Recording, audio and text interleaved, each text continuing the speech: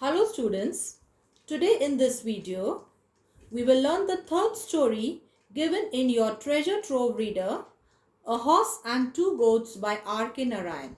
So open your book, page number 51. First I will read about the author.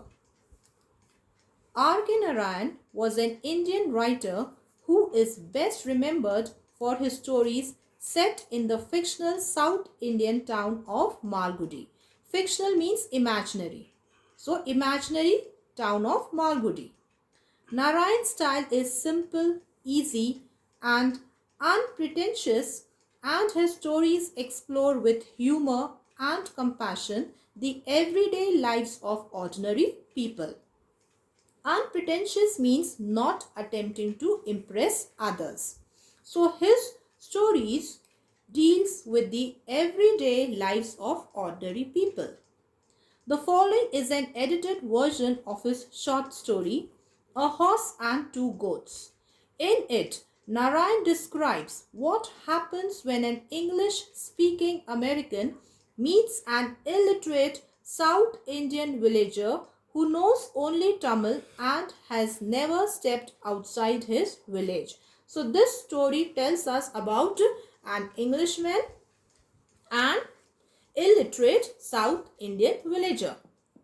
The foreigner with his English is baffled by the incomprehensible and bizarre behavior of Muni, while Muni is equally mystified by the American's strange words and antics. Now the foreigner with his English is baffled. Baffled means confused by the incomprehensible. Incomprehensible means not able to understand. And bizarre. Bizarre behavior means very strange or unusual behavior of Muni.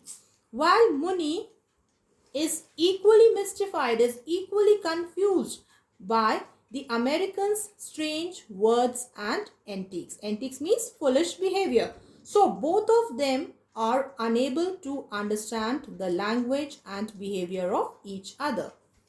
Using the simplest of settings, Narayan has crafted a sensitive yet amusing story rich in situational comedy.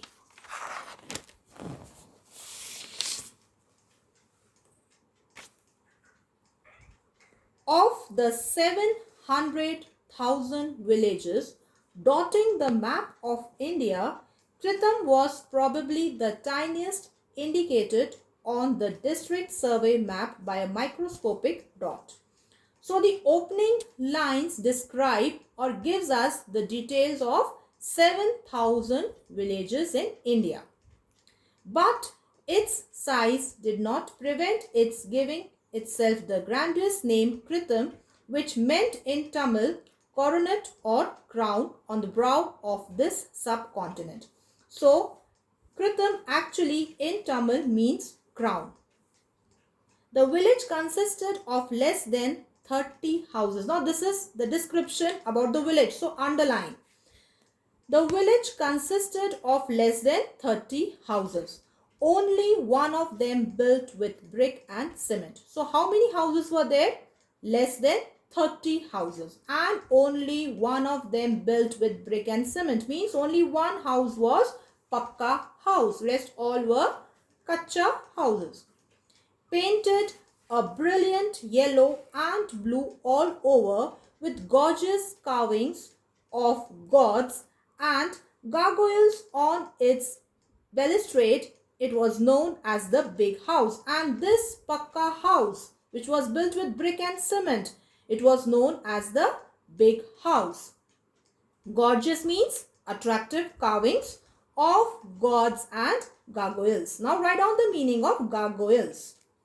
Human or animal face coming out of a building used to carry rain water. And balustrade means railing. So this Pakka house was known as the big house. The other houses distributed in 4 streets were generally of bamboo, thatch, straw, mud and other unspecified material. Means remaining houses were kacha houses made of bamboo thatch, straw, mud and other unspecified material. Unspecified means not clear. Materials were not clear. Muni's was the last house in the 4th street, beyond which stretched the fields. In his prosperous days, Muni had owned a flock of 40 sheep and goats. Underline. So, in his prosperous days, Muni had owned a flock of 40 sheep and goats and sallied forth every morning, driving the flock to the highway a couple of miles away. Sallied means set out. So every morning he used to take them to the highway a couple of miles away. There he would sit on the pedestal, pedestal means platform, of a clay statue of a horse while his cattle grazed around. He carried a crook at the end of a bamboo pole and snapped foliage from the avenue trees to feed his flock. So he used to carry a crook means hook. And then what he used to do? He used to snap. Snap means to break. So he used to break foliage means leaves from the avenue trees. Avenue trees means trees growing by the side of the road. Why? To feed his flock. He also gathered faggots and dry sticks, bundled them and carried them home for fuel at sunset.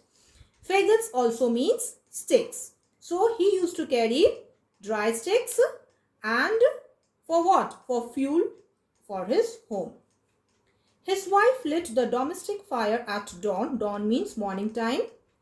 Boiled water in a mud pot, threw into it a handful of millet flour, added salt, and gave him his first nourishment for the day. When he started out, she would put in his hand a packed lunch.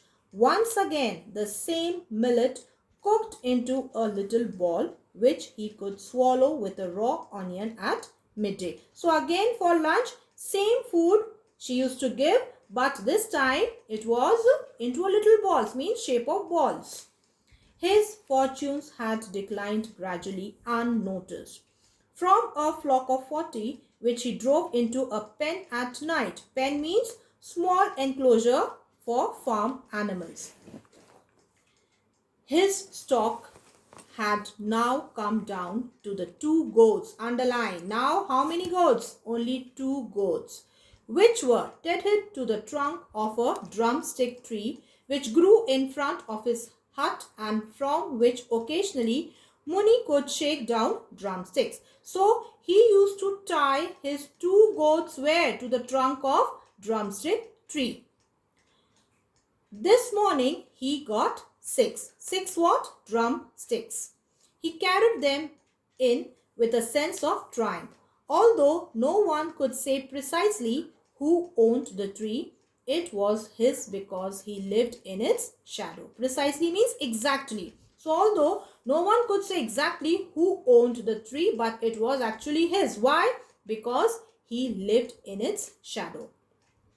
His wife said, "If you were content with the drumstick leaves alone, I could boil and salt some for you." Content means satisfied.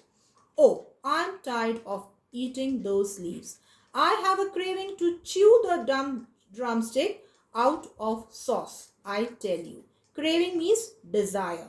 So he said, I have a craving, I have a desire to chew the drumstick out of sauce.